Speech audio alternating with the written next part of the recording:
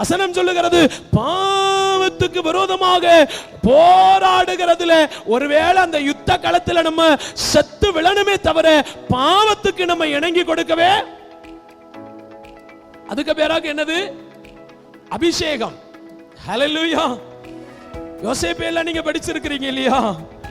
ஆமென். பாவத்துக்கு ஸ்மைல் பண்ணாம, பாவத்துக்கு இணங்கி கொடுக்காம, பாவத்துக்கு ஆசையை காட்டாம, ஆமென், பாவத்துக்கு விரோதமாய் போராடுகிறதுல ரத்தம் சிந்தல்ல நிர்வாணியாய் ஆனாலும் பரவாயில்லை.